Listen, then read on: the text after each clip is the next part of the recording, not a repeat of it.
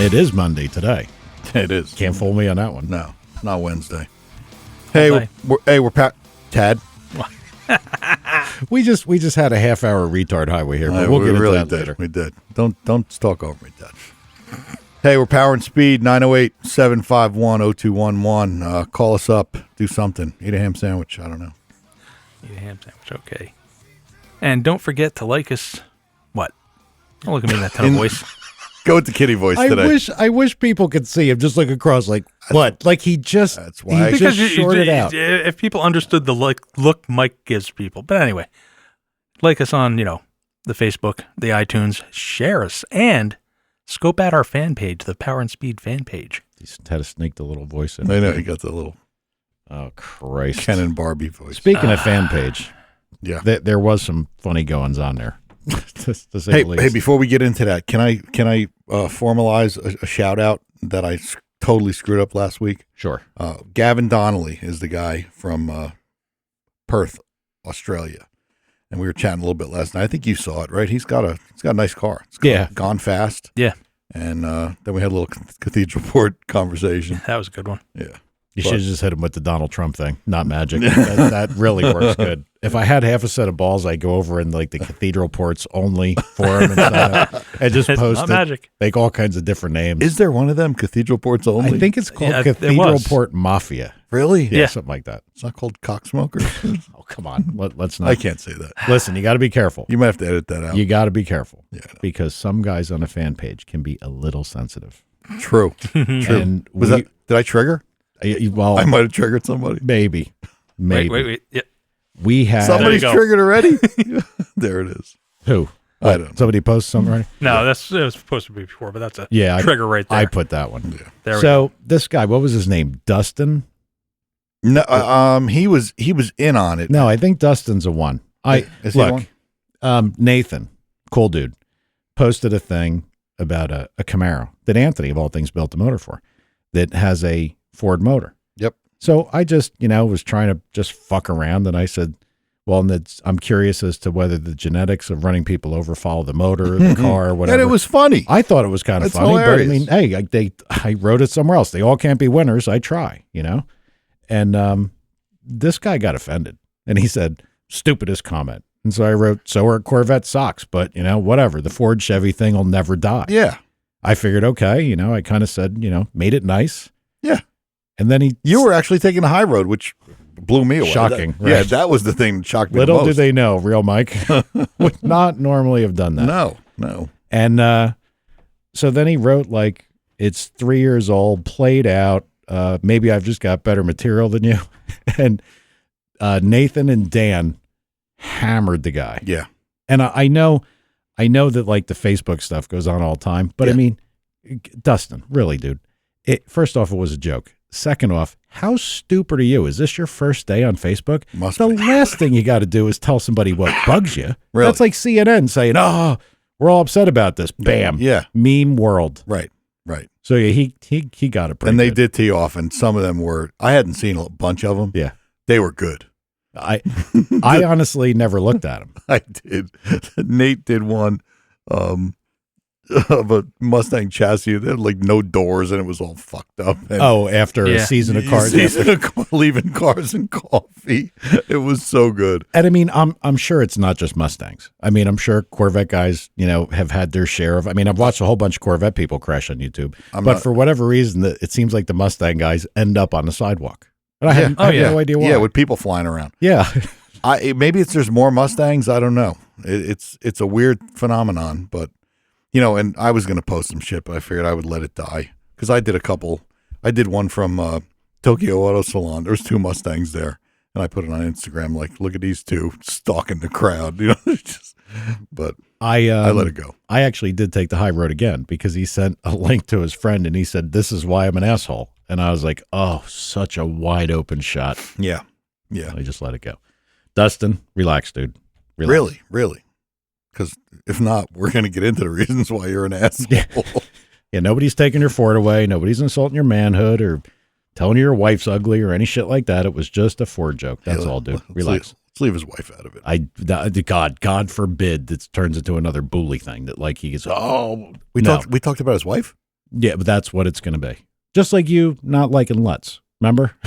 Somehow or another that turned into this whole thing. Yeah, but I do like him. I know. And I whatever.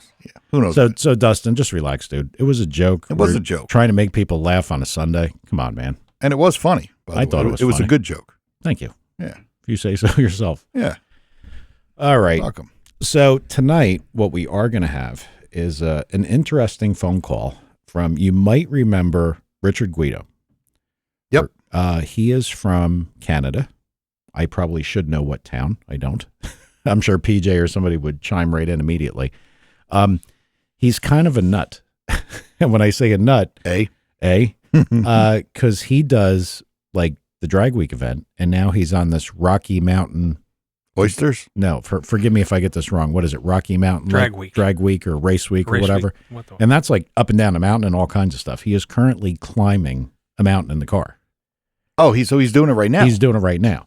But the thing that makes him a little nutty, I don't know if it's nutty or balls. It's a stick. So really, this is I think back. This is a Pontiac Vortex Supercharged deal that weighs 4,200 pounds with a stick. the black car with a T56. It's a nice car, It is a nice car, and he just went fast. Mm-hmm. Yeah, he's nuts. Well, he's I mean that's. I think I asked him how many transes you got to carry. Oh, yeah, I remember that one. Because I don't know what the real difference is, but there's a 60-60 and there's a 56, a T56, and then there's a T60-60 or some shit. I see it on the Corvette stuff. Yep. I don't know what ones get stronger, which ones get better, but boy, I got to tell you, I know Brian broke a lot of them things. Oh, yeah? Yeah, probably like 6. What, so the Trans Am? In the Trans Am, yeah. And best tire we ever had on it was like back then was a Mickey Thompson. Yeah. Like some kind of competition street tire. Is that a 6-speed or a 5-speed? 6-speed. That was Yeah, 6. yeah, 56. Yeah, the T56 is the original one, I think. Or no, maybe the T56 is the stronger one. And I don't know. Somebody tell us. Well, a guy said a Magnum is the one he has, and it's a stronger version of the 56. 88 Magnum? Well, Nothing. Is that a joke that I don't get? Yeah, and you're the movie guy. Okay. Sorry. Anyway, it's funny because you were just yelling at me about I don't watch any movies. Well, anyway, Richard's going to be calling in from high atop someplace in Colorado. Good. They got mountains over there. Good. That's what I've been told. And Bang Shift Billy is also with him. So they're both going to call in. Bang Shift Billy. Yes. So that ought to be interesting too. Bang Shift Billy. Yes. Fudd got it. Fudd got it. Shoots through schools. Well, I could just leave and dial him in on Skype and let you run the show with him. No. That might be fantastic. No, that might be the only fact he has in his head. God. So no. Well, before those guys call, there were a couple things that we had gotten talking about the previous episodes, and I did an impromptu thing the other day, testing to see how Skype worked. Don't try to throw me off with big words. I'm sorry. I wanted to make sure that Skype would work if we were going to bring somebody in at a better level of audio. So I did it with Alan, but we said it the other day. You know what I'm worried about, Tom? We've had so many really, really good guys. How do we keep following up? I mean, I don't know. We're going to have to start going to astronauts or something. What do we do? Seriously. I mean, this is something because we're going to have really funny guys or really stupid guys. Alan, isn't Fudd calling in? he did say that was an accidental segue. I didn't even mean that. Well, I don't have Skype open. The Skype thing is a little bit out here. We'll get there. Yeah, we did that a little bit yesterday, and then you worked on it with him. And yeah, I've got a nice thing. I mean, more than anything, just to let a guest call in to be a little better audio. But you know what I'm talking about? We've had Paul Yosh, Shane T, and probably all these guys we just had would come back and Banish and Banish. I mean, we can Ben. go. I talked to Ben tonight, by the way. Well, fantastic. I mean, we could have all these guys back and, do a part like with Paul would be part 3. Tony wanted to call in. We have to get Tony from T1. So, I mean, there is some very good potential here for repeats, but, you're not going to run out of people as far as talent goes, but running out, I'm worried about getting people to keep climbing the ladder. Yeah. That's the problem we got. It is a problem. Well, we got to kind of erase that because there comes a point where it's not going to be possible. We're going to have to kind of level it out.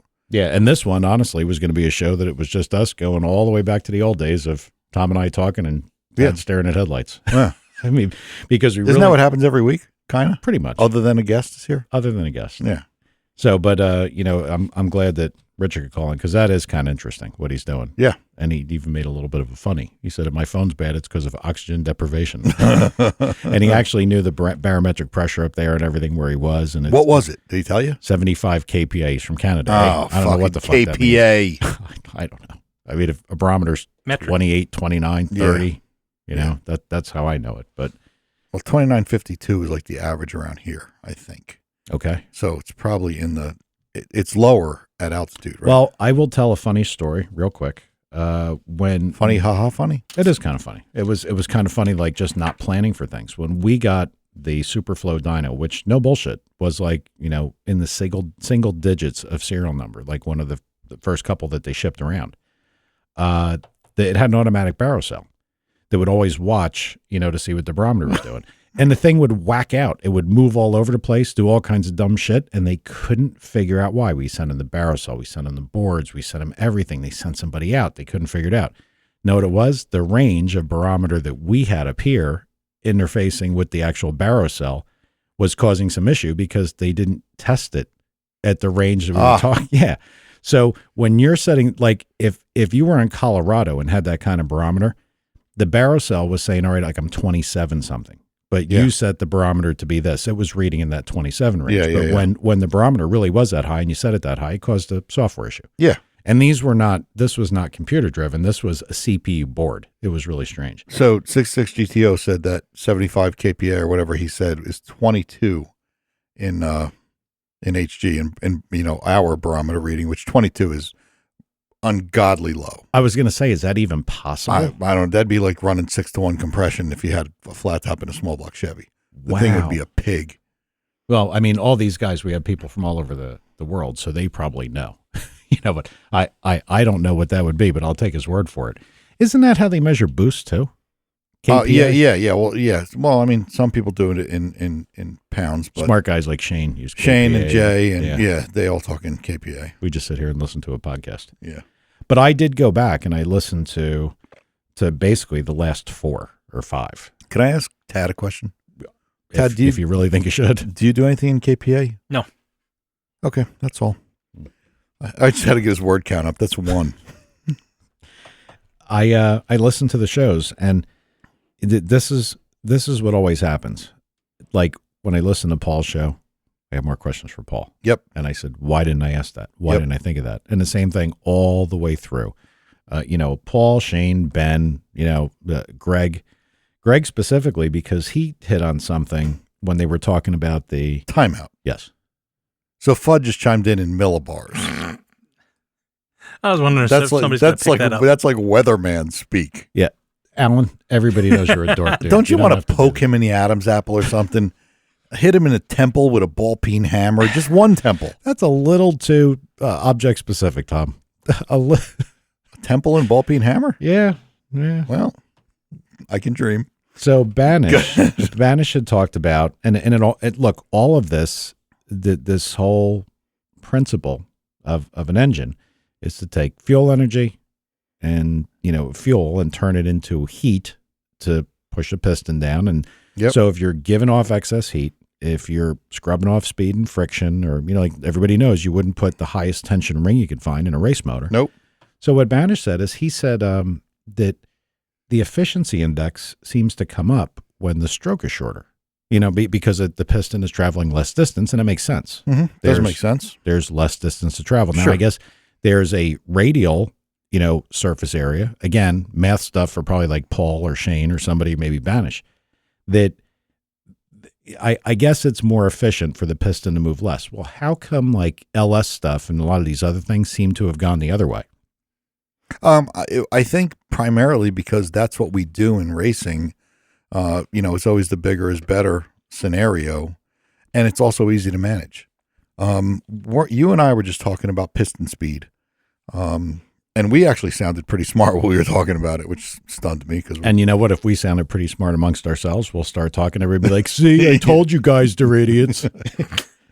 Wait, sidebar. Yeah. So I talked to the girl about doing the shirts. And thanks, Rich Mogul. This girl seems like she's going to be legit, doing a logo and shirts and everything. And I basically explained to her why we've been fighting this so long is because we're just a couple idiots. And I literally said that like 5 times. And she's like, "Oh, you can't be idiots. You got the show. I heard it's really cool." Now like, we're idiots. I'm like, I'm telling you, Bridget, we're idiots. But anyway, sorry. Carry on. But we were talking about rod length, stroke length, effect on the engine. And we were talking about piston speed Piston in a speed. Cup engine versus a Formula One engine. Yep. And it amazed both of us that the old Formula One engines, when they were turbocharged running, 18, 19,000, Mhm. and you have a Cup engine that runs around the 10,000 RPM range, and both engines have... Hang on, man. I think this is Richard. That might mean to me that the phone system is not working. So hang on. Oh. Richard. So we're just going to put the whole show on hold? So, yeah, they can have a private conversation. Yeah, is the phone system not working calling in? You could actually be on mic while you're talking to him, Yeah, you called my cell phone, dude. Oxygen deprivation Yes. again. Listen, it's okay. You guys are at a ridiculously high altitude. It can certainly happen. It's only 880 millibars All right, up so- there. Yes, you're high, legally high, and you're in Colorado. How could it get any better than that? Oh, my God. All right, I'll text you the number. Hang tight. See ya. Tad, what's the number? Good guys. Oh, geez, now you're going to make her look for it. Tad's got to look up our number. We're 111 shows in. We say it every you can't make this shit up, people. We need cameras in here. We really do need to get a couple cameras in here. Not a fan. Yeah, I know, because you're a social misfit. Mm-hmm. Just hang on, everybody. I'm texting the number to the guys, so they got it. Quick, Tad, what's the number? Shut up. I'm still looking for it. Fudd, he's not listening to the show. He's driving a car. You putz, or I would have gave him the number. Fudd's telling me I can give the number again. You probably could, 908-751-0211, and that will bring you right into our handy-dandy phone system. But yeah, all right, I texted the number, so they're going to be calling. Oh, hey, look, that happened pretty quick. Hey, Wow. Hang on a minute here.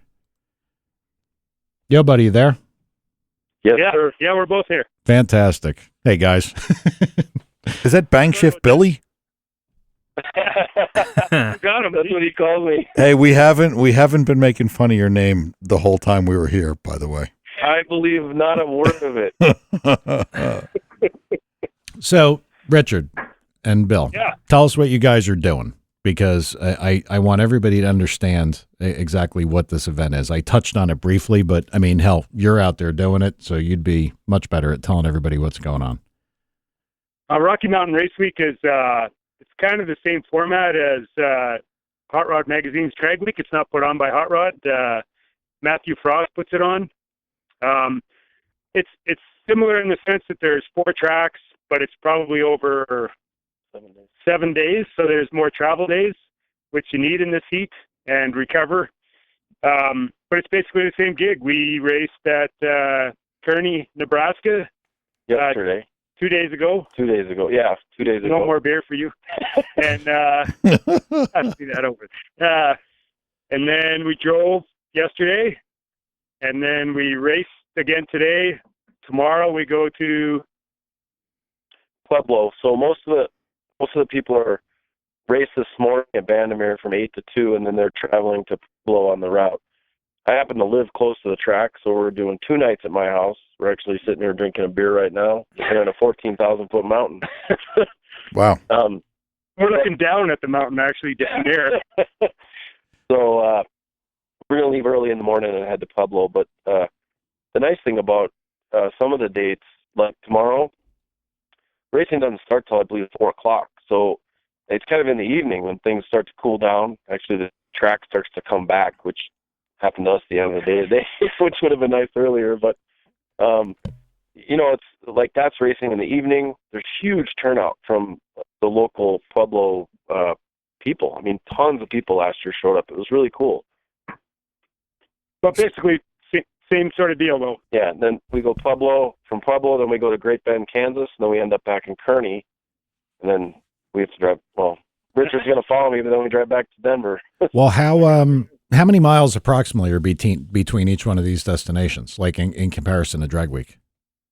It's pretty much the same. Matt's done an excellent job of laying it out. And I would say that the travel day from Vandermeer to Pueblo is probably the best day.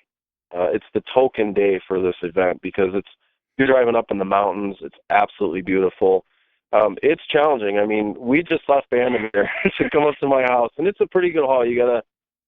We went from, we just gained 3,000 feet in elevation. We're sitting at 8,000 feet now. And literally, we saw a dozen race week cars on the side of the road. On the side of the road. Overheating, transmission issues. We had saw transmissions out on the side of the road. Yeah, the hills are certainly a climb. And I even asked Richard earlier today, I said, so what are you going to tell them if they ask you which one's more difficult? And I'll let him answer. Yeah, I think, you want to test your cooling system. I mean, it's hard on everything. I have never had any fueling problems till I went on this trip, and now I'm having some vapor lock issues, but we rerouted some lines. It's better. They're pretty much the same. The view here is fantastic if you're not watching your temperature gauge or your fuel pressure gauge. If you can look up and enjoy the mountains, it's gorgeous here. And it's a little bit more relaxing. There's 80 people as compared to 400. You get to know a few more of the competitors a little more personally. Today I was talking to, who's the guy from 1320? I was talking to? Kyle.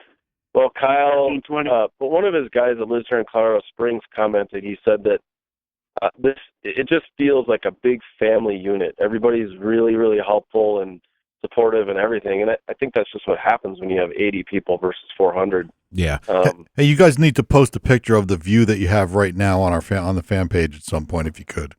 14,000 feet. I'd like to see that.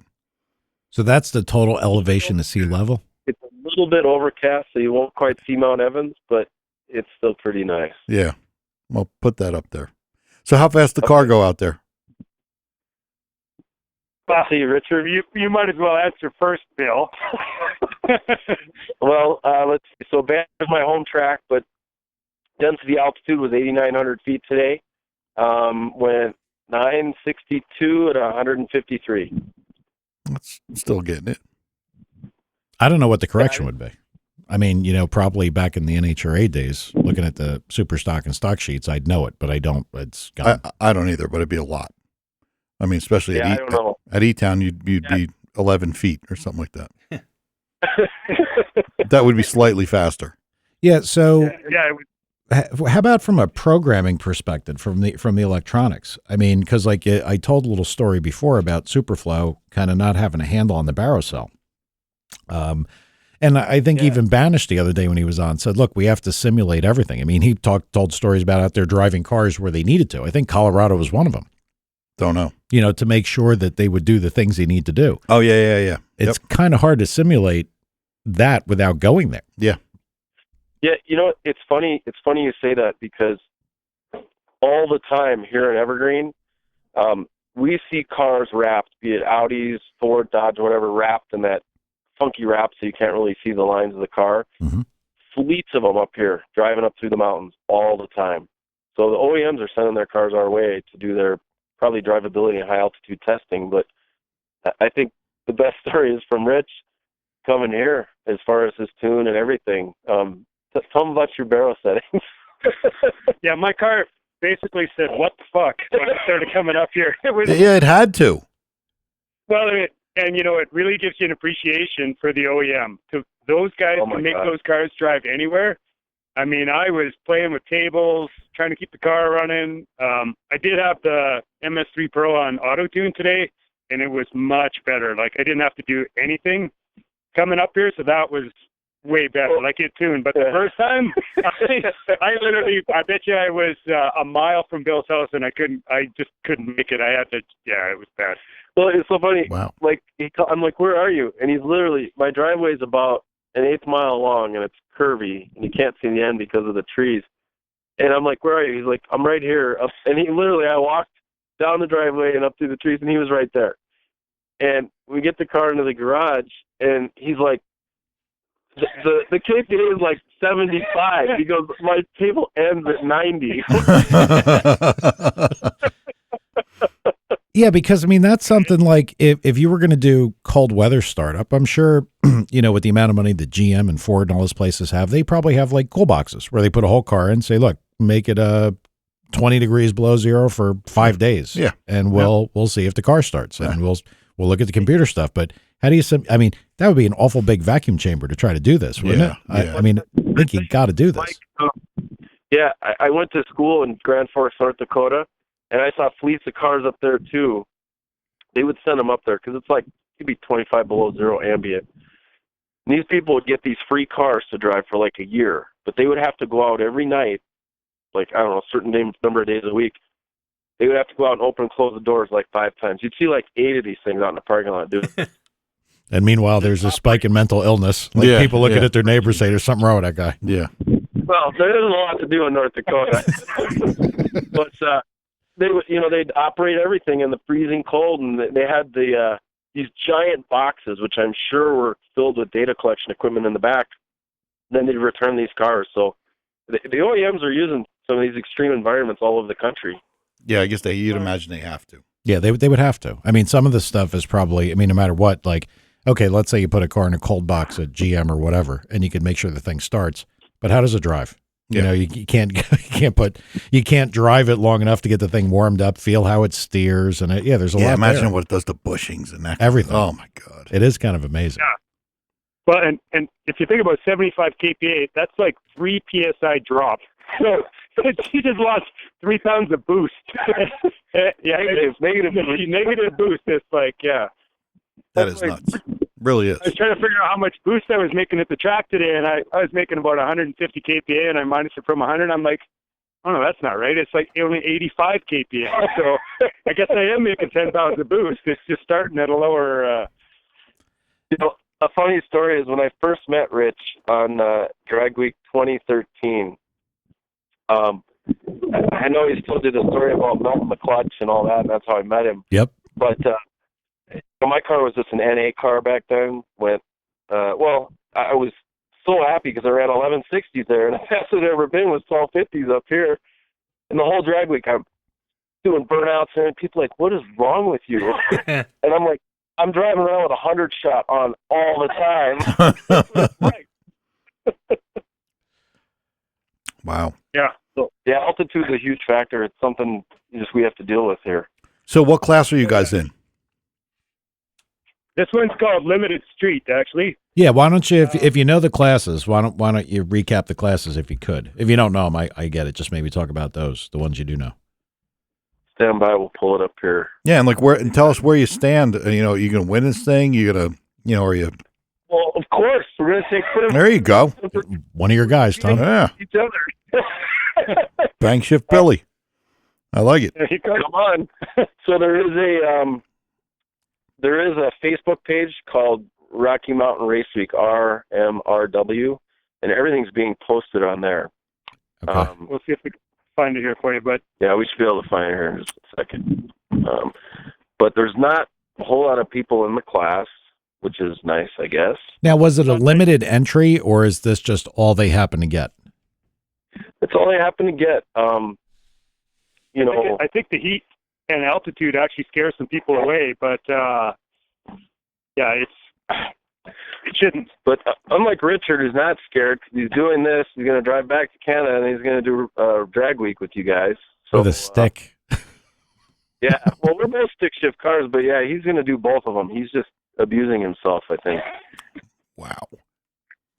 Yeah, so yesterday, or the first track, I went 10:02 at about 145 miles an hour. And then today, right when I got there, I went 10:20 at about 139.5 miles an hour. Just having troubles hooking it up. I weighed up here today too. It was 4,215 pounds, which is probably not helping me much. No. Yeah, I saw that. I saw that post on Facebook. Yeah, that wouldn't help. Yeah. You know what I got to wonder here, because when you put more power into a car, you mess it up. Doesn't leave as well. Does the opposite happen when you take power out? Do you have to work on the car again? Like, think about the altitude transition with how much power you lose. do you have to go back and work on the car, especially with a stick? Feel like it would leave too hard. Yeah, stick would probably could. I mean, Richard, does that thing actually overhook? Actually, I think it's a little better because the reality is I shouldn't be running 10s at 145 or 40 miles an hour. It should be running in the 9s. So power is not the issue. It's really power management off the line. So I was, playing with timing retard, and I am a bit of a retard when it comes to that stuff. So I got a little work to do. Hopefully tomorrow somebody will give me a hand, and we'll see if we can't get the launch. But really, the power lost of 5 miles an hour, I don't think it was hurting me at all. That car probably should have ran 980s without a problem at this altitude, because it ran 140 miles an hour. So Yeah. One of our listeners posted, and I have to believe this is an NA car, of course, because you're not making your own atmosphere. But at that elevation, a 1,500 horsepower car will lose 600 horsepower. Wow, that's amazing, Isn't it? It's just crazy. I mean, the pro stock cars typically go a second slower, right? At Bandamere. Yeah, I think they do. It's about 8/10. Yeah. On a standard day, if you compare standard day at sea level, standard day up here, you're going to lose about 20%. But it's never a standard day, because standard day would be 5,250 feet maybe at Bandamere, but the DA today was 8,900, so it's pretty far from standard. So It's almost double. Yeah, almost. Yeah, exactly. We got the classes here. So the classes are unlimited, which Larry Larson's presently in first with a 705. This is day one results, so not today. And then limited street, which is the class we're in. Vince Rue, he's got like a 908. Then the next guy's a 9.6. Then Bankship Billy's got a 9.7, and I'm a 10.06, I guess. And then Outlaw Street, there's only a couple people in that class, like 9.55 and a 10.80. And then NA, which I'm not sure. Not applicable or naturally Or normal assholes. 10s to 13s. There's a hot rod gasser class, kind of similar to drag week. Those guys are 10 seconds is the first. The last is like 13. There's about 5 in that class. Unlimited radial. Those guys are running like 930s, but I know the guy in second place, Harry Cronk, went 8.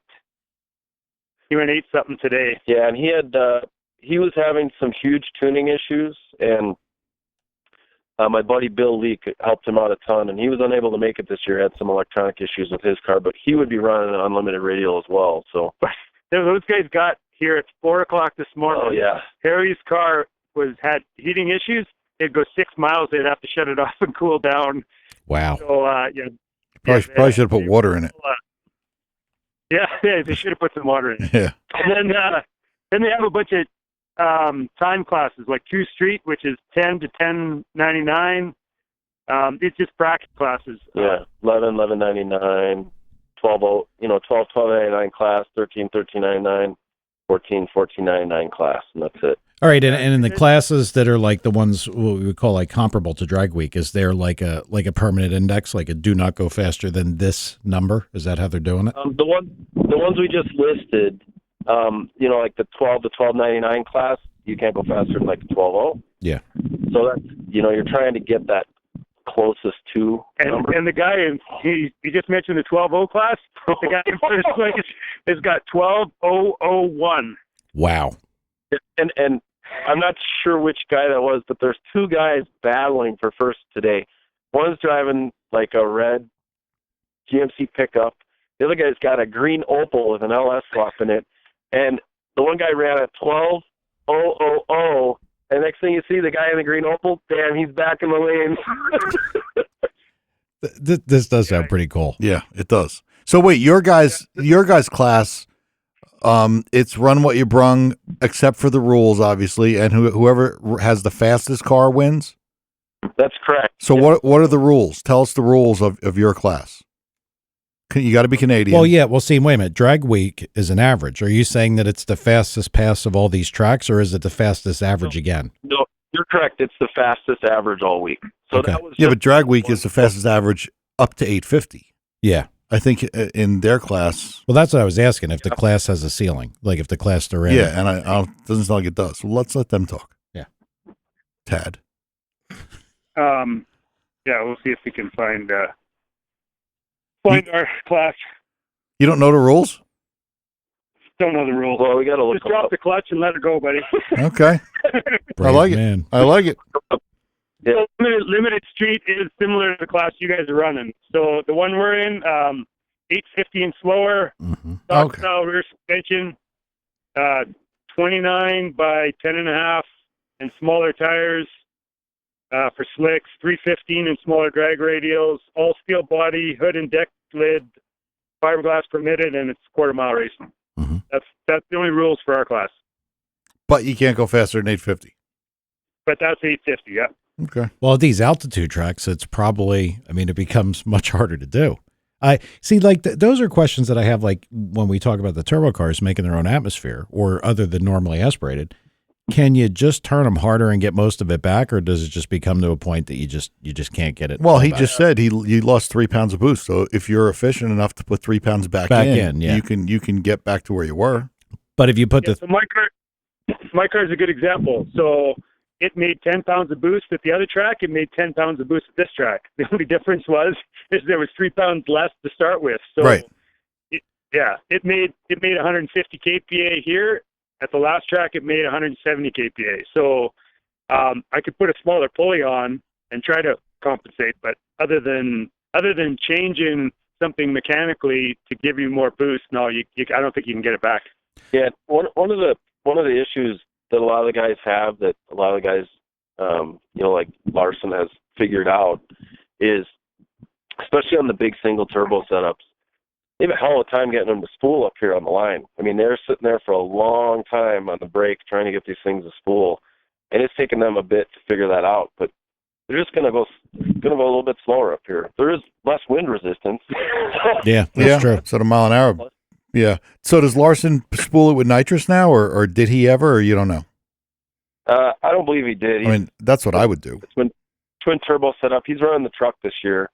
I didn't see his pass today, but it'll be posted up tomorrow what his run was and his average. So that's the other thing that I never thought about up here is that as much as the car is starving for air, the cooling fan doesn't do the same job because the air is so thin that it just doesn't cool near as well. So I'm thinking, I don't know why the car is getting as hot as it is, but that's why. It's because the air is not dense, and your cooling system has to work twice as hard to do the same job it did everywhere else. Yeah, the effect of being in this atmosphere is wide-reaching. It's not just the power for the engine. It's everything, like you said, wind resistance and probably cooling. Yeah, it's probably a real hell of an environment up there. So what blower do you have on the car that you made 10 pounds?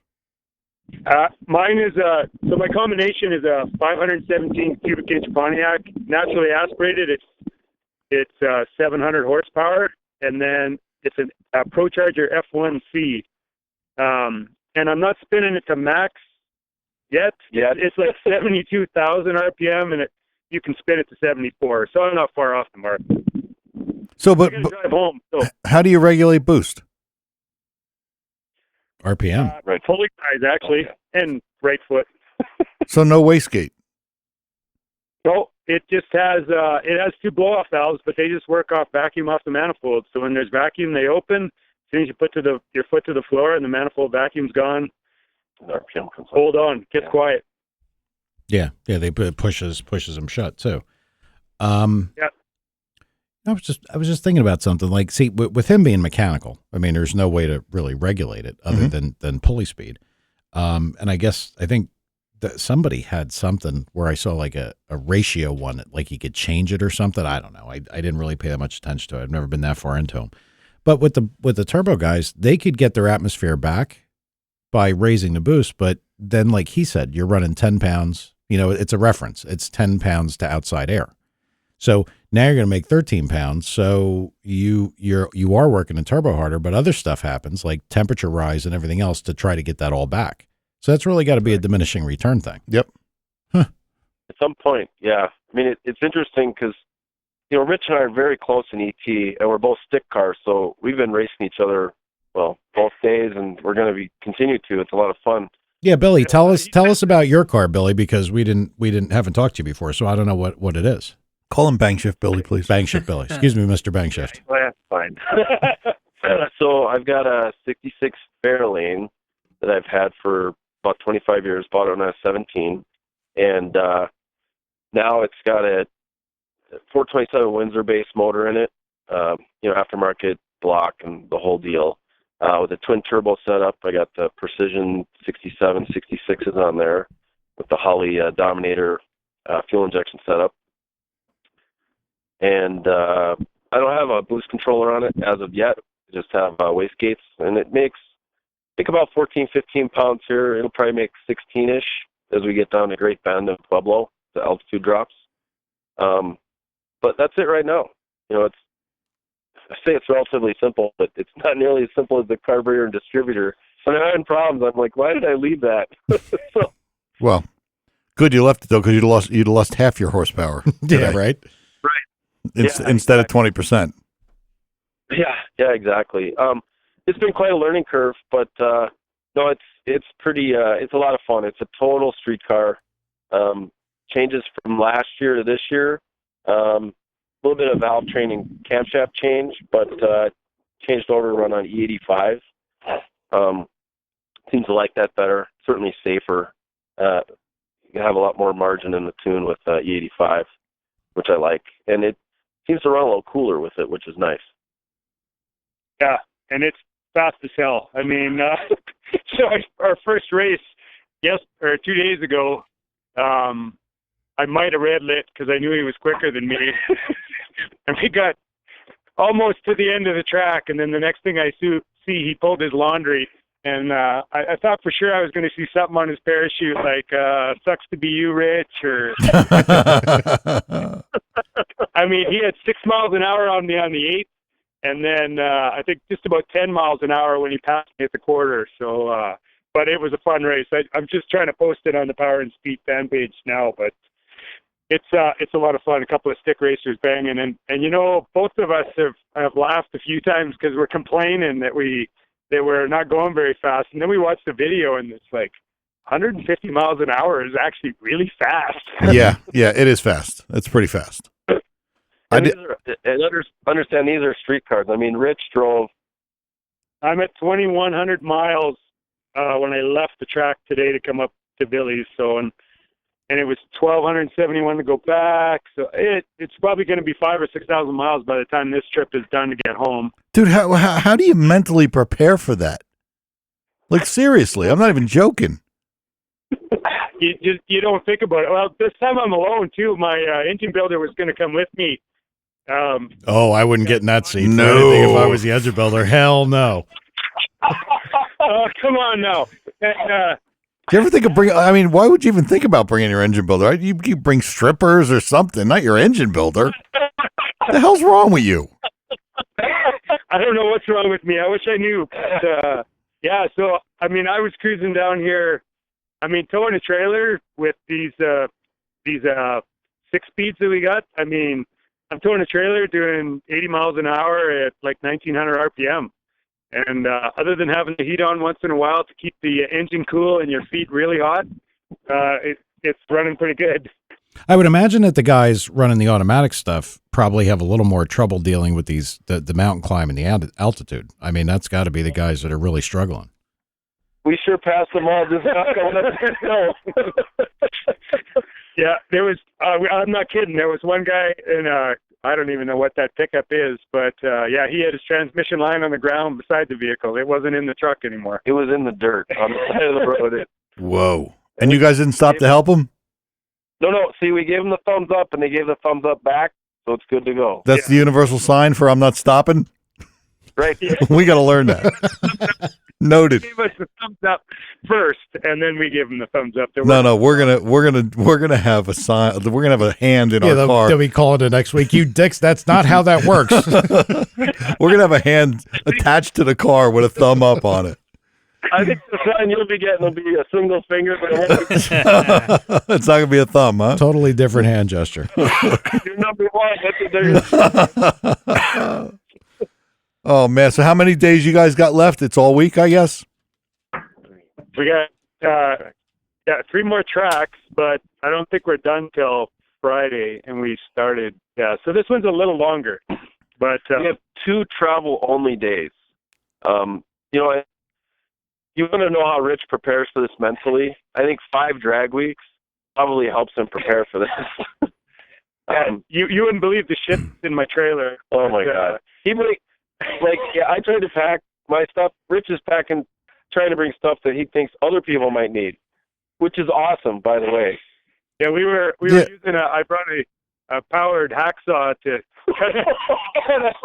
cut a stud for Bill because he screwed up the threads, so we had to chop half a 5/8 stud, which only took us about an hour with my tool, but we cut it off. Yeah. You know, Mike and I were just talking about what kind of stuff we could bring to help other people. I bet you were. Oh no, it's right. We weren't, were we? I'm looking at you. I'm like, wait, what? What was that conversation? so I heard Rich. I heard you had a problem with a wheel bearing or an axle bearing. Yeah. Well, yeah. So it was actually my car overheated, or the car didn't overheat, but I was having fuel vaporization problems, and I didn't want to deal with it, so we road killed it and took the hood off. But as we're taking the hood off and putting it on the trailer, there's this awful fluid puddle leaking from purple puddle from underneath the wheel, and sure enough, it was the wheel bearing on my 9-inch. So then we thought, well, we'll try to make it to Billy's, pull it out, and then go see Mark Williams in the morning. But as we're driving, it was like, it is not going to make it. So we went to Mark Williams last night at, 8 o'clock. And it was technically on the way. I mean, it really wasn't out of the way because of the route. So we left him a prize in the morning. We left him a 65 GTO with no axles in it. The trailers in the parking lot this morning, jacked up on jack stands. So we showed up at 7:30 this morning, and there was actually quite a few cars there, which surprised us. And those guys were champs, man. They had us new wheel bearings and seals by 5 to 8, and then they're not even supposed to open till 8. So Could you imagine those guys knowing that this week is coming and they're going into work? They're like, I wonder what the hell's sitting there, and like, oh Jesus, These guys. yeah. By the way, you two knuckleheads, we got people in our chat room saying we should have more drunk guests on. So you guys are obviously a hit. we only had a couple beer. Yeah. Well, yeah, but you're at 8,000 altitude. Yeah, we're cheap. We're only on our second beer, actually. Yeah, me too.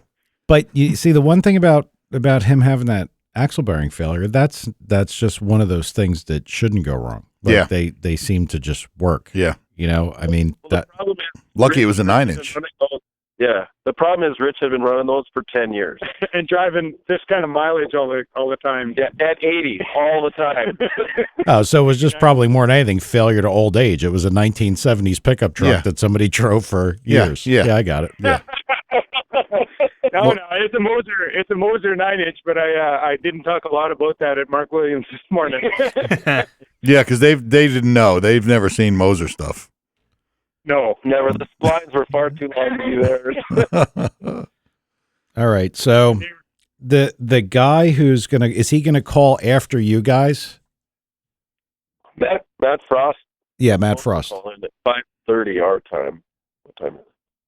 yeah, what's that mean? It's 5:45. A little while. Yeah, he might not be making it. Yeah, he's on more than his second beer. Well, he's actually driving to Pueblo, and it may be that he doesn't have cell service. That's possible. Yeah, it is probably pretty sparse out that way. That's right. Well, wasn't Fudd going to call in or something? Yeah. Really? Yeah, I didn't want it either, but I was just saying. These guys must be bored with us. They want to crack their third beer. Yeah, well, I mean, look, I wish you guys both the best of luck. Follow it on Facebook, everybody, and check these guys out because, again, Richard from Canada. And what was that mileage so far? 50-something hundred, right? I don't know how far is it. It's 21, a little over 2,100 miles so far. Just to get there. Day two. So you're going to be 5,000 by the time it's all done. Yeah, it should be 5,000 or 6,000 by the time I'm all done. So once I wear it out, then I got to freshen it and get ready for drag week in September. But Are you married? Go ahead. Are you married? Are you married? Oh yeah, I am actually. I Okay. got 2 kids. I got a good woman though. Yeah, you must. She must know you're crazy, right? Yeah. So you're the crazy one in your marriage. What's that? I said you're the crazy one in your marriage. Yeah, I guess I am. Yeah. Or Yeah. she has a good boyfriend. Or Leroy's having Oh my God. I don't know why she was ushering me out the door. Yeah. Whatever. Yeah. Have fun, honey. Well, we wish you guys both the best. Hopefully everybody, gets through everything without anything else happening. And we'll all be following. I'll be looking on there. Yeah, same. I didn't realize it was going on today because I wasn't around a whole lot this week. But Kevin actually is the one who told me. He's like, "Hey, they're there right now," and I was like, "Oh," but it's pretty interesting. Yeah. If there's only like 80 people in that, I'd be really curious to see if this helps them. Like if more people talk about it, because this gets us some places that maybe people they just wouldn't have heard, unless you were following a particular guy. So maybe this will help them. Yeah. Yeah, I mean, sure hope so. yeah, I mean the drag week is neat, but doesn't really cater to the western part of the United States, and there's some great tracks and some great scenery out here. And this event's really in its infancy. I think this is the third or fourth year. Yeah. So Well, tell the guys that run the place that this podcast that's looking for advertisers, man. We do. Yeah. Oh, I'm talking. yes. I'm talking to them. I'm talking to the guys with the beers in their hands. Gotcha. perfect. It does draw some, like Chad Reynolds from Band Shift is here. His wife Daphne's running in a wagon. She's just getting through chemotherapy and stuff, so that's pretty cool. They're having lots of fun. In fact, that spare fuel pump, one of the spare fuel pumps that I brought is in the wagon right now. 1320 Go is here, so they should. They were interviewing us today, so that's yeah. that's 1320. cool. Yeah, Kyle's here on the whole route because Kearney is only 3 hours from his house in Lincoln, so he likes the fact that it's close to home. I got to tell you, everybody says stuff like being, like out that way. Like he said, Drag Week doesn't really take care of the people, that in are the further out west. Yep. I think I'd rather be west than here. Yeah, I would agree. The roads are probably cooler. Yeah. Well, we'll Right see. up until you hit the 75 kPa air. Yeah. What? Well, Yeah. that's true. We would drive around that. All right, well, guys, any sponsors or help you wanna give a shout out to, or are you guys just pretty much on your own? Budweiser. Well, Muscle Motors in Strathmore, Alberta, they built that motor for me in 2013, and I tell you, that thing's been a bullet. Like, I mean, it's working fantastic. Matt Blasco, who you guys had on before. Great dude. Yeah. Great dude. dude. Yep. Yeah, the MS3 Pro. I mean, he's taught me every little bit that I don't know and know. He's great. Yeah, I don't know. What about you, Billy? Yeah, and I would say Modern Driveline up in Idaho. I've bought a lot of parts from them over the years, and they sent me some stuff, and of course included some hats and stickers for the trailer. But they're great. I mean, they really work on stick shift conversions, a lot of Ford stuff, and they're great with the Tremex. I like them. So Cool. Good deal. Good. All right. Well, it was great having you guys, and I want to wish you luck too. It's a lot of fun hearing it, and hope one of you can pull something out and win. Be awesome. awesome. Well, hopefully I'll meet both of you fellas in Drag Week. Hopefully my car will still be in one piece. It's what we're shooting for. Yeah, we'll be there one way or the other. For sure. Yeah, We'll be we're there. definitely going to be there. All right, guys, take it easy, man. Be good. All right. See you guys. Thanks. Take off. Hey, Hey, Oh. you hoser. Knew that was coming. see ya. Good guys. Yeah, that was good. They're funny. Fucking 22 barometer. Could you imagine? No, and thinking about that, this goes back to what I said about the what's it called, the automatic and being a lockup automatic. Yep. Like I think probably the nightmare scenario would be doing that drive with a glide. Oh yeah. Oh yeah. That's got to be awful. Yep. That's got to be really awful. I mean, a glide in Cathedral Port Heads. Forget about it. Hey, right away again to those guys. They're just calming down. I know. Sorry. They're like the animals that just got under control. Just let them go. Let them go. I'll get the mafia going. Yeah, if you don't have a lockup, because I would imagine a lockup deal would make it a whole bunch better. Well, yeah. I mean, I think that probably more than 80% of the heat has to be generated from converter slip. Yeah. Yep. And if the air density is that bad, you can't cool efficiently. So yeah, I didn't even really think about that side of it. No. No. And it really brings Ben, not Ben. Ben did talk about it a little, but Greg Banish's conversation about that full circle of how hard those guys have to work to get that shit to work in that kind of region. Well, not only, I mean, altitude, like all the work that the OEMs do. Like I said, I don't see how you could simulate this environment and drive around. Nope. Got to be there. That would, I mean, you'd literally have to have a building that's a vacuum chamber. Yeah. So yeah, it's definitely cool stuff.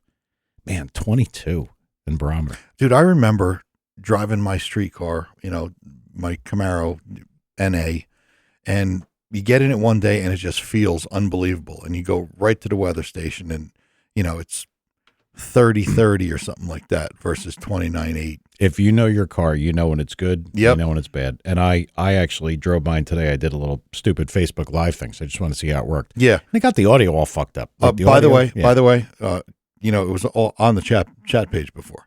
Yeah. Oh yeah, Mike did a Facebook live thing before, and Taylor Swift was on, and blah blah blah. Really? Yeah, you should have probably shut your radio off, you fag. Yeah. I didn't have Taylor Swift on. As a matter of fact, it was. You had Taylor Swift on because they said it, and I said yeah. And then he ran in the house and he watched reruns of Grey's Anatomy. All right, whatever tool said that, I most definitely would not be listening. Or it's a possibility, but I was not listening to Taylor Swift. Yeah, he was. There's going to be. It was BPM. It was the BPM station on. Oh my God. I like BPM. Well, Taylor was probably on it. No, she's not on there. Hey, Nate, since you are honestly the king of memes, get on that.